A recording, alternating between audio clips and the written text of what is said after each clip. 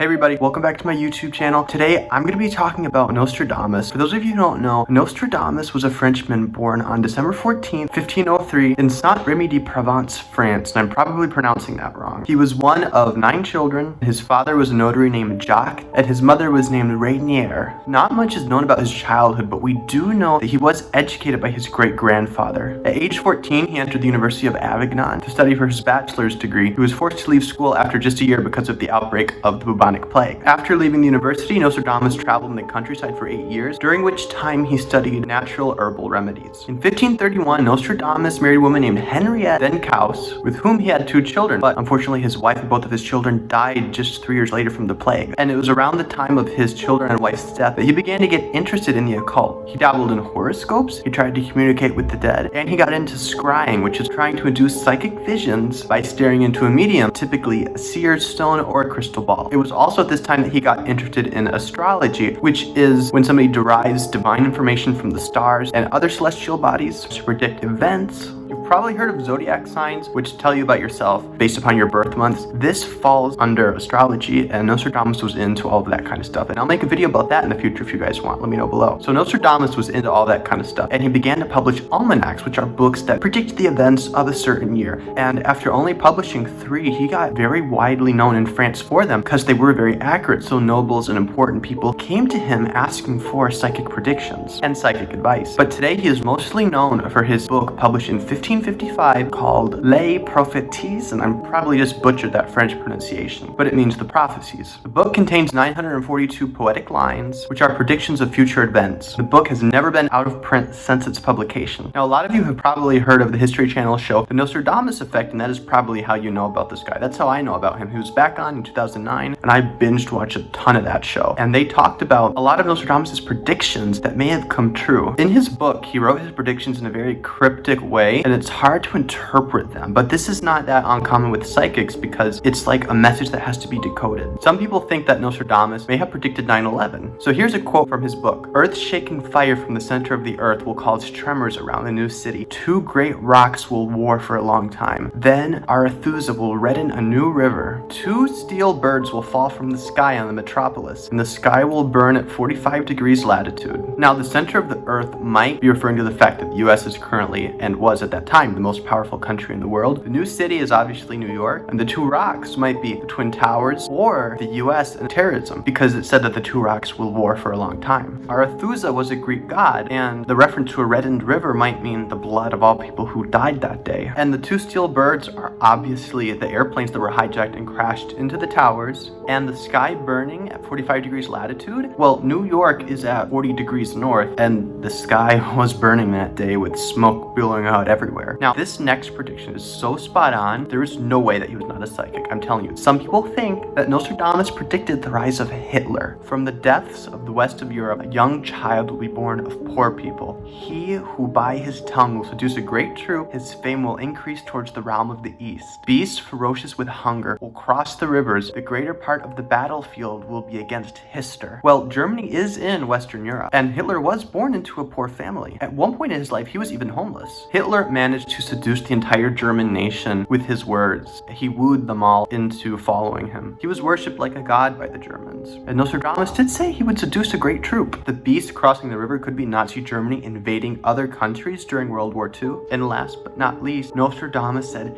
Hister. Like, come on. There is no way that does not refer to Hitler. It's literally 1 letter off. Now, psychics are never 100% correct 100% of the time. They're usually in the ballpark. A rule that I've heard is that genuine psychics are usually right about 80 to 90% of the time, but the future is written in pencil, not in pen. So they might predict something that might be correct in that timeline, and something might change further on, so it might then become incorrect. So predictions from him from long ago might not be 100% correct anymore. So maybe Hitler was going to be named Hister, but the family name got changed and he was Hitler instead, just a small difference. Some people think that Nostradamus predicted the moon landing. He will come to travel to the corner of Luna, where he will be captured and put in a strange land, the unripe fruits to be subject of a great scandal, great blame, to one great praise. He would be referring to the astronauts, I imagine. Captured could be the fact that they were captured on video, and the moon is a strange land. The scandal and the blame could be the accidents that have happened, such as the Challenger and Columbia disasters, and one great praise could be our collective human desire to see other humans go beyond the stars. I mean, everyone is interested in space travel, right? Now, Nostradamus' book never specifically mentions the end of the world, but his predictions do end in the year 3797. Now, this does not mean that he thought the world would end then, just that he could not see beyond that year. Some people think that the number 3797 might not be referring to the year 3797, but it might be a code for a different year or something else. And I kind of lean toward that way because with all the shit going on in the world right now, I wouldn't be surprised if I woke up tomorrow and the New World Order had already taken over. So what do you guys think about Nostradamus? Was he a psychic? Let me know in the comments below. If you like this video, please like, comment, and subscribe, and turn on the notification bell so you get notified every time I upload a new video. Check out my playlist in the description and give me ideas for future videos and future content. Come back soon for another video.